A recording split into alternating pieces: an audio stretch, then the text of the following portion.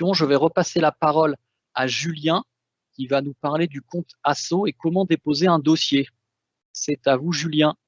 Donc là, la page d'accueil que vous voyez à l'heure actuelle, c'est la page du compte Asso. Alors, c'est pas la vraie base, hein. On utilisera ce soir une base de ce qu'on appelle nous de formation, mais quand vous allez vous connecter en tapant le compte Asso sur un moteur de recherche, vous allez tomber sur ce site-là directement. Deux cas possibles. Le premier cas, c'est vous n'avez pas de compte et à ce moment-là, il va falloir vous créer un compte en cliquant sur le thème créer un compte et là on vous demandera du coup de renseigner le nom, le prénom, une adresse mail.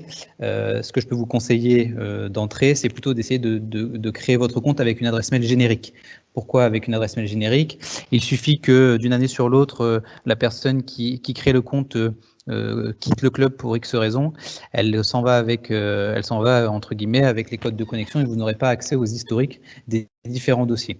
Une fois que vous allez créer votre compte, vous allez recevoir un mail d'activation d'une durée de 24 heures et à ce moment-là, derrière, vous allez pouvoir continuer, on va dire, la création de votre compte. Pour créer votre compte, il vous faut deux identifiants, un numéro SIRET et un numéro RNA, sans quoi la création de votre compte et le fait de pouvoir déposer une demande de subvention ne sera pas possible. Donc là, moi, j'ai commencé un peu la demande de création de compte. Donc Mathieu, si tu veux bien taper dans l'adresse de messagerie webinaire.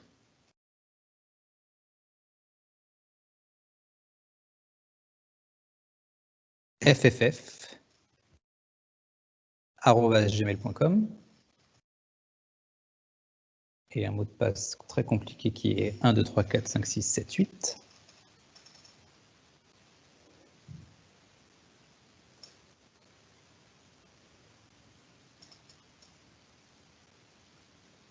Voilà.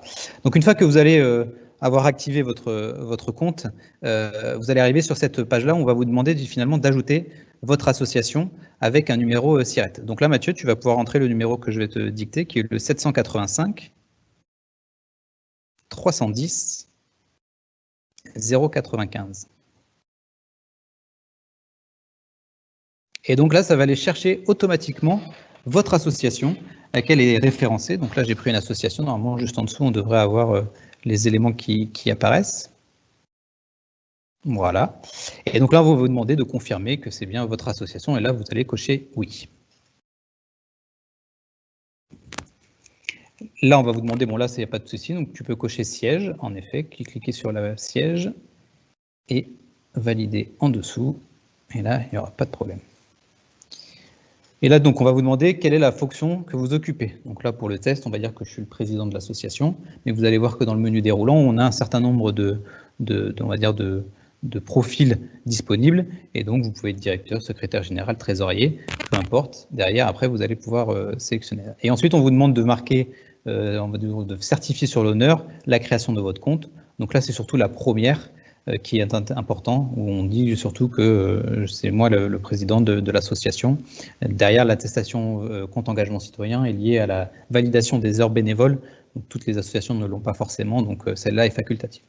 Tu peux ensuite cliquer sur valider.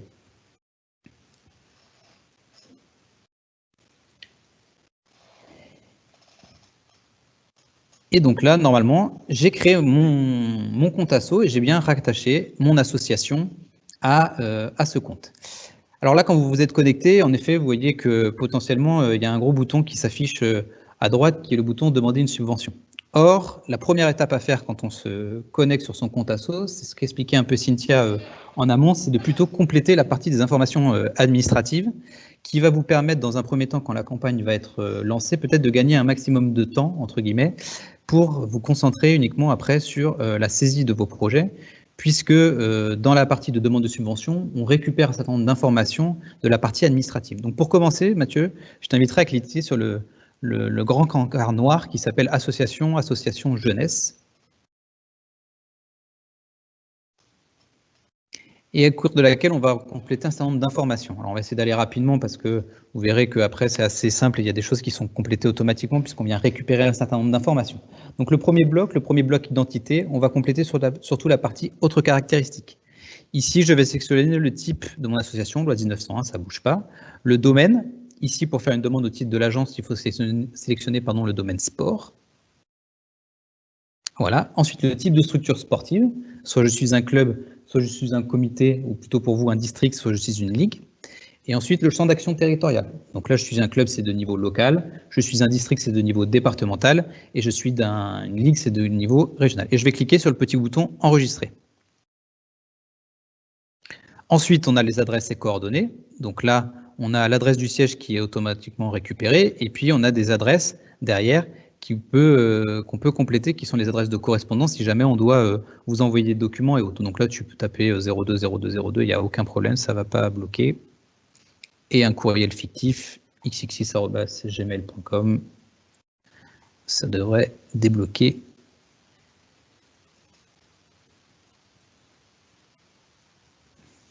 Très bien. Et enregistre pareil. L'activité, pas d'informations à compléter, c'est récupéré automatiquement, donc là, pas de saisie. La composition, idem, c'est ce qui a été déposé au niveau des statuts, une composition simple, donc là, pareil, pas de problème.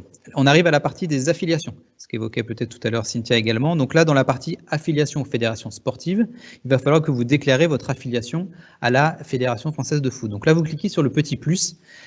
Sur le compte asso, dans tous les cas, dès qu'il faut ajouter quelque chose, que ce soit un document, un projet, comme l'évoquait Cynthia, il y a toujours un petit plus sur lequel il faut cliquer. Donc là, on va choisir le type. Donc là, pour la fédération de foot, dans le type, on va choisir olympique. On va choisir le nom de la fédération, qui est la Fédération française de foot.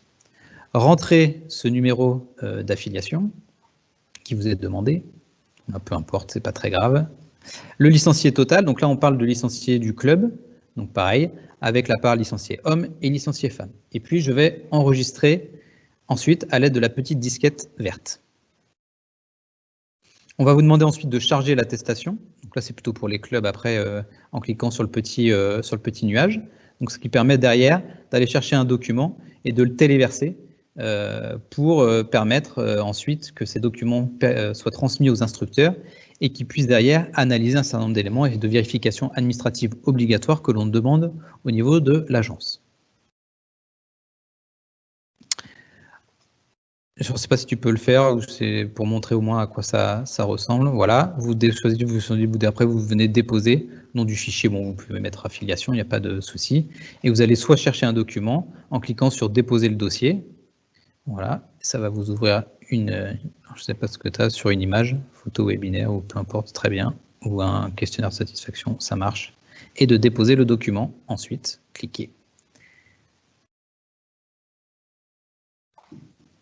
Et donc là, en faisant retour, vous verrez qu'il y a un nouveau petit logo qui vient d'afficher. Dans télécharger, ça veut dire ici que le document a bien été chargé. D'accord? Donc pour les multi-affiliés, etc. Mais là, pour vous, une seule affiliation, donc pas de problème. On peut descendre. Ensuite, vous pouvez déclarer les personnes physiques. Donc là, normalement, avec la création du compte, ça crée automatiquement une première personne, mais vous pouvez avoir d'autres personnes qui peuvent intervenir, que ce soit au sein de l'association, mais aussi au sein du dossier. Donc ici, on peut renseigner une autre personne, peut-être le trésorier, ou peut-être le chargé de mission, qui va peut-être être chargé du dossier de demande de subvention. De la même façon, en cliquant sur le petit plus, on renseigne les informations. On se clique pour savoir qui est le représentant légal. Donc, représentant légal, en général, c'est le président, le validateur du compte engagement citoyen. Et après, savoir si on veut avoir ces données publiées sur Internet. Ce n'est pas pour avoir du démarchage au niveau de la communication ou des appels, c'est plutôt dans l'idée derrière d'alimenter une base de référencement des associations. Et si un particulier souhaite pratiquer du foot dans un territoire particulier, eh bien, il serait cartographié et il pourra contacter la personne pour savoir les horaires et les conditions d'accès, par exemple, à la pratique. On a la possibilité ensuite de saisir les agréments administratifs. Donc là, auparavant, c'était les agréments qui faisaient foi, maintenant c'est l'affiliation. Mais si vous avez un agrément et que vous voulez le renseigner, de la même façon, vous pouvez cliquer sur le petit plus et renseigner les informations demandées. Cliquez sur la petite disquette pour enregistrer les informations et passer au bloc suivant. Ensuite, nous avons les moyens humains. Donc, sur les moyens humains, ici, il va falloir compléter pour 2021. Alors, vous pouvez compléter partiellement ou mettre 0 si jamais vous n'avez pas l'information. Mais donc, du coup, vous pouvez cliquer sur le petit bouton bleu pour modifier les éléments. Cliquez sur le nombre d'adhérents total, mettre un chiffre, pareil, de l'adhérent masculin et féminin, le nombre de bénévoles, le nombre de volontaires. Donc, quand on entend volontaire, on parle de personnes en service civique, le nombre de salariés total, combien j'ai de salariés au sein de mon association et combien ça représente en temps d'équivalent temps plein. Est-ce que c'est un emploi aidé à l'intérieur de ça? Et personnes d'autorité publique, c'est des personnes qui, par exemple, le conseil départemental ou autre, ça peut être ces personnes. Donc là, tu peux mettre aussi un 1, ça va débloquer, et cliquer sur le petit bouton enregistrer. Très bien. On arrive ensuite à la partie des coordonnées bancaires. Donc là, partie très importante pour nous, puisque c'est ce qui va permettre le paiement de la subvention si votre dossier et vos actions sont retenus. Comme le disait Cynthia, pour nous, on fait un certain nombre de vérifications et donc on vérifie que les coordonnées bancaires qui sont renseignées, que ce soit au niveau de l'intitulé du porteur, de la pièce qui va être scannée et des informations saisies, il faut que tout coïncide. Donc j'attire votre attention ici pour bien faire attention aux informations que vous allez saisir à cet endroit-là, puisque ça va nous permettre derrière de ne pas bloquer si jamais il y a une mise en paiement. Donc si tu cliques sur le petit plus, on va pouvoir mettre donc le nom du titulaire, donc là c'est le nom de l'association, d'accord. Le nom de la banque, tu peux mettre test, ça va pas, il n'y a pas de problème, voilà, le nom de la banque pareil. La domiciliation, donc toutes ces informations-là, c'est des informations que vous retrouvez sur votre relevé d'identité bancaire. Sur la partie du BIC, tu peux mettre par exemple FR76, 1027, 8030, 0800, 02, 05, 50, 40, 110. Est-ce que tu peux rajouter un 0 peut-être? Non, c'est bon. Il ne prend pas.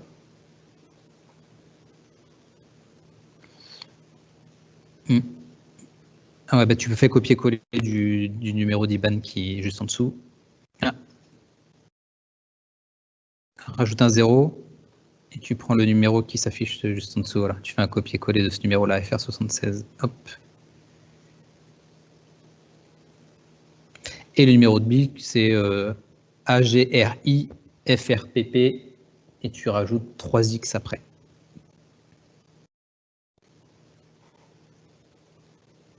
Et tu enregistres.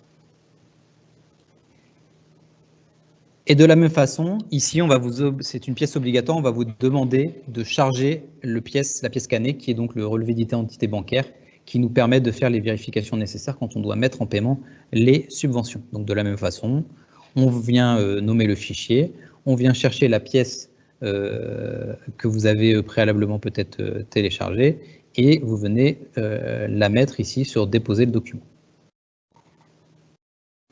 Ensuite, la partie compte, c'est quelque chose qui n'est pas obligatoire, donc c'est plutôt à titre informatif, c'est plutôt en termes de suivi, vous n'êtes pas obligé de le compléter.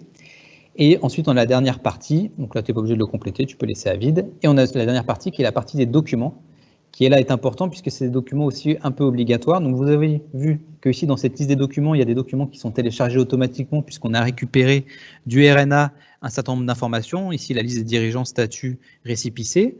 On a chargé tout à l'heure l'attestation d'affiliation et les coordonnées bancaires qui se sont mises automatiquement, et on a d'autres pièces demandées. Donc ici, il va falloir charger le rapport d'activité, qui est le dernier rapport d'activité approuvé en Assemblée générale. Donc là, de la même façon, vous allez cliquer sur le petit nuage et déposer. Bon, tu peux laisser à vide, il n'y a pas de... Et puis aller chercher une pièce et déposer le document.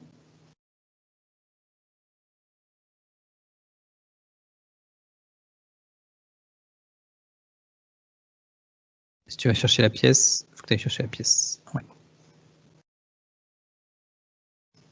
Hop, tu peux faire ça rapide pour les autres. On va vous demander exactement, pendant que Mathieu charge, le budget prévisionnel de l'association, idem, le dernier qui a été approuvé en assemblée générale. On va vous demander également les derniers comptes annuels, idem, pareil, et les derniers alors compte de résultats, ce qu'on peut appeler compte de résultats, ce que vous avez pareil validé en assemblée générale. Le document du rapport du commissaire aux comptes n'est pas obligatoire puisque toutes les associations ne sont pas concernées puisque c'est en fonction d'un certain seuil de subventionnement qu'on a ce commissaire aux comptes, donc ici la pièce n'est pas obligatoire.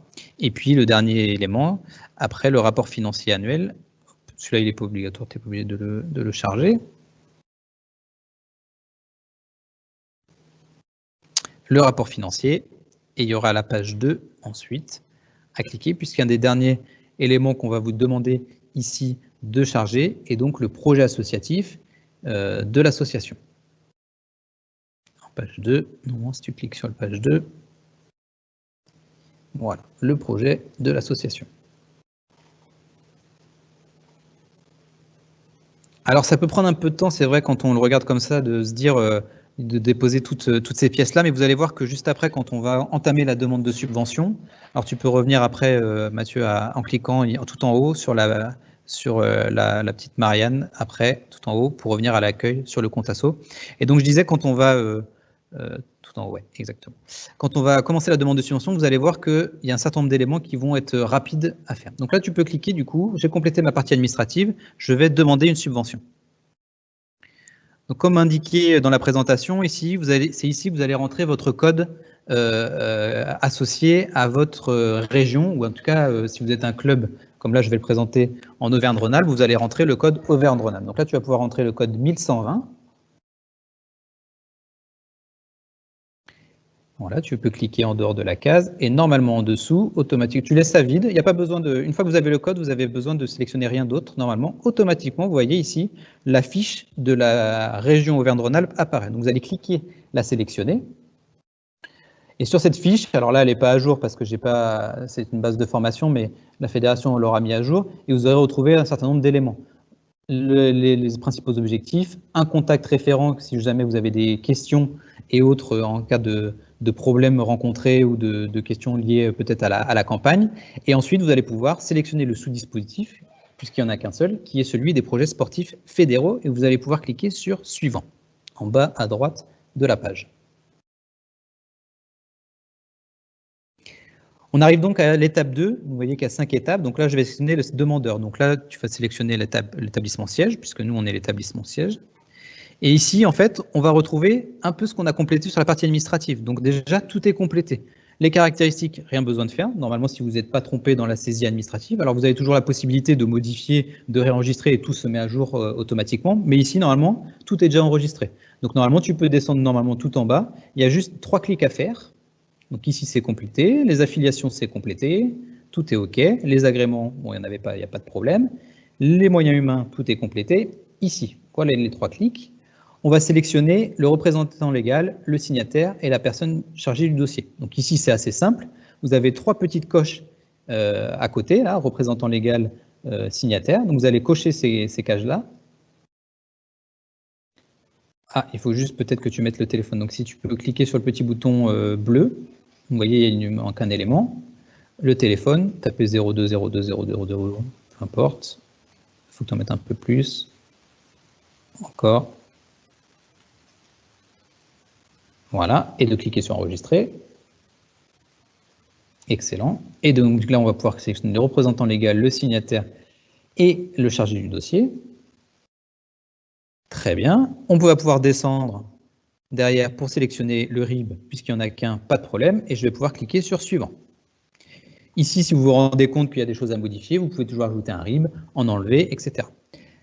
On arrive donc ici à l'étape 3, qui est la partie des documents. Avez-vous obtenu une subvention pour les mêmes dispositifs l'an passé? Vous pouvez cocher oui ou non. Si vous cochez oui, on va vous demander de charger ici le CERFA compte rendu que vous aurez préalablement saisi de façon dématérialisée, mais ça fera l'objet d'un autre élément et qui vous sera apporté par la fédération. Donc pour l'instant, on va cocher non, on va faire comme si j'étais une nouvelle association.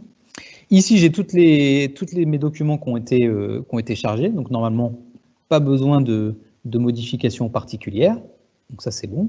Et les documents spécifiques au dossier, si vous voulez apporter un élément en plus à la connaissance de l'instructeur qui n'est pas demandé, mais peut-être un dossier de presse ou autre, des photos, quoi que ce soit, vous pouvez le charger ici. Alors ici, on peut charger des documents jusqu'à 10 mégas par document, et vous pouvez également, tous les documents sont pris, tous les formats, donc c'est-à-dire que si vous voulez mettre un fichier zip, c'est tout à fait possible. Et là, on clique sur Suivant, et donc c'est ici qu'on va s'attaquer à la demande de subvention en tant que telle. Donc vous voyez, ici, il y a un petit plus, et donc on va cliquer sur le petit plus pour commencer la saisie du premier projet.